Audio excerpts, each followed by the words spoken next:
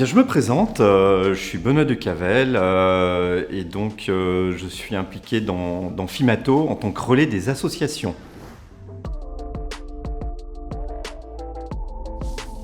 Alors, mon engagement dans Fimato, il est lié à 20 ans d'engagement dans l'association La Vie par un fil. Il se trouve que j'ai un enfant qui aujourd'hui a 20 ans, jeune adulte, il est en autonomie et il souffre justement, il est suivi pour tout ce qui est nutrition artificielle, puisqu'il avait un problème à la naissance de volvulus et de perte d'intestin grêle. Donc aujourd'hui, tout va bien pour lui, donc tout va bien pour moi, et j'ai voulu m'impliquer différemment, de façon plus transversale, en tant que relais des associations au niveau Fimato.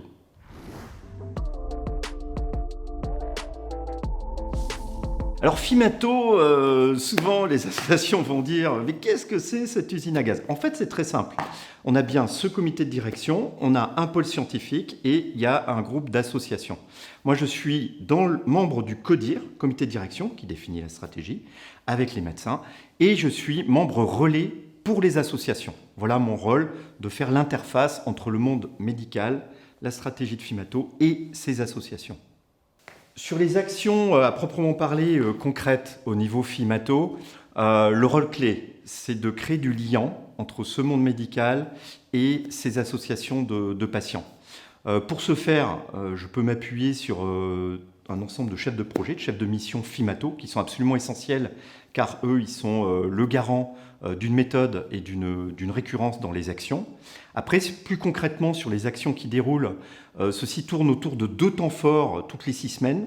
Le comité de direction se réunit toutes les 6 semaines, et en général, 1 semaine après, le groupe des associations se réunit également.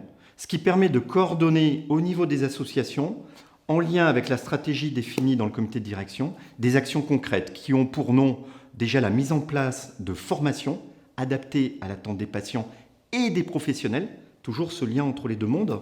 Un projet phare, c'est l'oralité, qui vraiment touche l'ensemble des associations de Fimato, sur lequel le personnel professionnel est également très sensible. Donc l'oralité, maintenant, ça a 5 ans, et c'est né dans des groupes de travail dans lesquels j'étais également acteur, avec les associations et les professionnels. Autre formation clé, la transition adolescent-adulte, qui est assez complexe, qui est en train de se mettre en place. Voilà, ça sur la partie formation. On a un autre temps fort qui est l'appel à projet. Donc là, on vient juste d'avoir, là on est au début d'été, l'appel à projet. C'est un travail qui commence à porter ses fruits au niveau des associations, sachant que dans l'appel à projet Fimato, vous avez, entre 3 et 5-6 lauréats, tout dépend du budget global, et vous avez des centres de référence et de compétences qui peuvent gagner des lots, mais vous avez également les associations qui peuvent être lauréats. Et mon rôle, c'est justement d'activer, de faire ce qu'on peut appeler l'idéation, de passer d'une idée à un projet pour pouvoir postuler à cet appel à projet. Et dernier nouveau-né, ça c'est un fruit du Covid, vu que tout le monde est à distance, nous avons mis en place avec les équipes Fimato et les associations et les médecins des webinars. Et cette année, le premier webinar a rencontré un franc succès. En plus, on l'a fait en transfilière, donc il y avait plusieurs filières qui étaient inscrites, au-delà des associations Fimato. Et clairement, c'était une belle réussite qui nous amène à mettre encore l'accent dans le futur, même si le monde va se déconfiner, mettre l'accent sur ces webinars, ces expertises, ce partage également à distance et partagé par tous. Voilà globalement les actions clés qu'on a pu mettre en place jusqu'à présent. En synthèse de ce plan d'action global et concret, opérationnel, ce que je voudrais dire, c'est que je passe pas mal de temps d'écoute, de contact téléphonique, de lien direct avec les présidentes et les membres des différentes associations pour créer le lien. Souvent, une association va inventer quelque chose, l'autre association réinvente finalement à peu près la même chose. Donc le but, c'est ça, c'est mutualiser, créer le lien. Et finalement, je dirais 80% de mon temps, c'est ça, c'est du temps d'écoute, de mise en relation. Un exemple, le lauréat de cette année, Fimato, c'est une association d'idées entre les POAC et La Vie par un fil, 2 associations de Fimato qui avaient la même idée au même moment, c'est-à-dire faire une vaste enquête sur la qualité de vie en nutrition artificielle à domicile.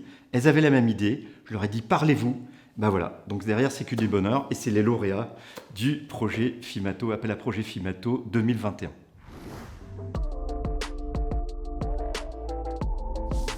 Le bilan, sans les associations, sans ce vécu préalable, je pense que j'aurais pas pu faire grand-chose, et les contacts avec les médecins également. Donc le bilan, c'est de dire merci à tous, et un spécial merci aux équipes projet Fimato, qui amène aux associations, et dans mon rôle de relais, qui est une sorte de... C'est une logique très floue, hein, c'est un peu des sables mouvants et émouvants.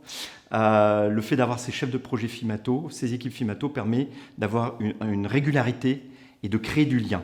Voilà. Et le deuxième point, c'est qu'on a un ensemble de nouveaux projets à venir. On ne peut pas vous livrer tous les secrets maintenant, ce qui veut dire qu'on est juste au début d'un vaste travail. Donc il reste du boulot et en avant.